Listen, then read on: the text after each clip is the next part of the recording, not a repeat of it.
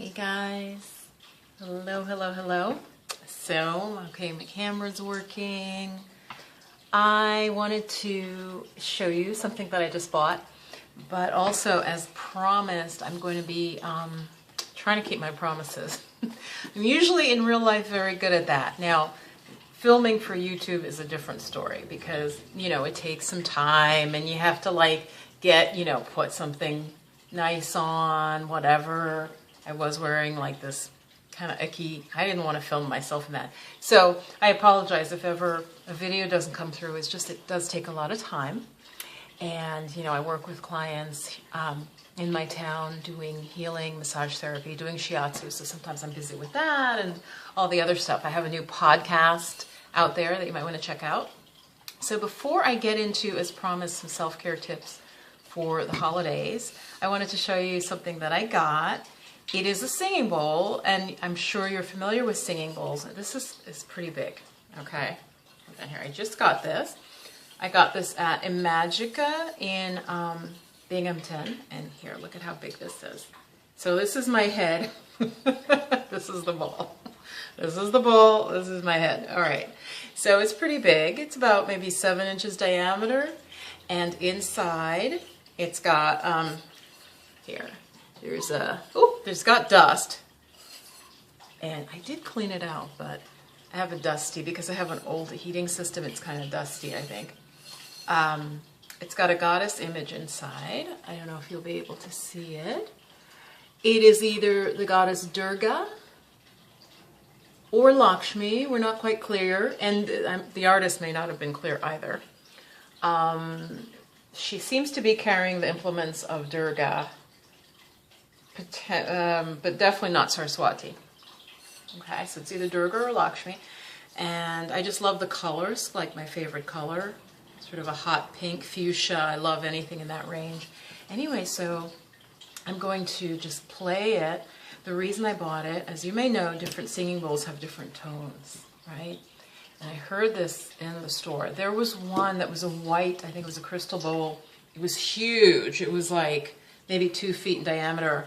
Beautiful sound. Okay, but it was really, really pricey at this point for what I would want to invest. So this, then there were 2 others, a larger one and this one, and the sound is just really beautiful. Okay, so I'm going to play it, and I invite you to just come to sit nice and tall, and it takes a minute or so to really get to the peak sound. So just take a breath in with me. Yeah, I just want you to hear this. I think it's very healing. I don't know the particular tone this one is sounding, but I and some friends and one of my teachers found it just really beautiful. So here we go.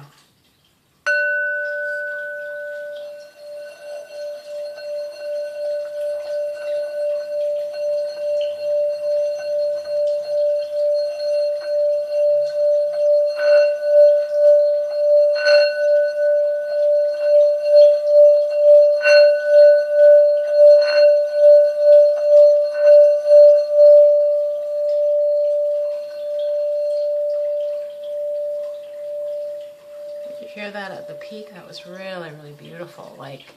When I first heard it, because I'm very sensitive, and I think just because of the spiritual practices, my whole right brain, I literally can feel my brain light up. When I say that to people, they sort of look at me, but I can. From the yoga practices, and if you're trying to feel chakras and things like that, it's very subtle. So with certain things, I'll literally feel like the parts of my brain, it's like getting more blood flow, but it just feels tingly, and I'll feel it. And so the whole right side of my brain started to tingle, the right side of my skull, but inside. I know that sounds weird. Maybe it's sort of the scalp, but it feels deeper, and it was the whole right side, and it was with that sound.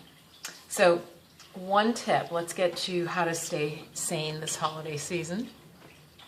One tip that I will show you is a very simple breathing practice called Nadi Shodhana. And what it is it's based on the idea that, the 2 nostrils affect the brain. Interestingly enough, leading in from my bowl, kind of affect the brain in a crosswise manner. Okay, and so this is the yogic science, which basically is thousands of years of experimentation through the yogis and wandering sadhus in India and in Asia. And so what we're going to do with the right hand is the thumb can close off the right nostril, and the fourth finger can close off the left nostril. And you'll see this done different ways, but the thumb typically will close off the right nostril, and we'll use fourth finger for left nostril. And all you're going to do is we're going to alternate breathing in and out through each nostril. Okay, so let's just jump into it, or you can watch first. So right hand, going to close off, and you're not trying to like push the nose totally off to the side or anything, but you're really just trying to close the nostril. So you're going to inhale through the left. So I'm placing the fourth finger there, but I'm not pressing yet. So my nostril is open. I'm going to inhale left. Close off the left. Exhale right.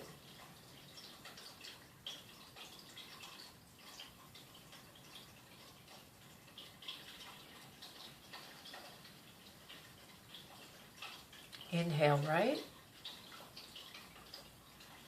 Close off right. Exhale left.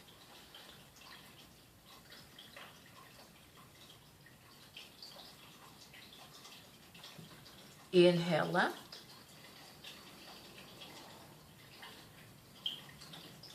Close. Exhale right.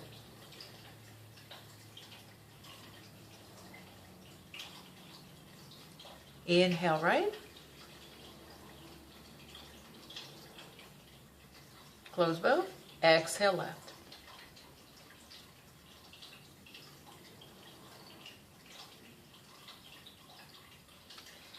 So you start and end with the left nostril in the daytime.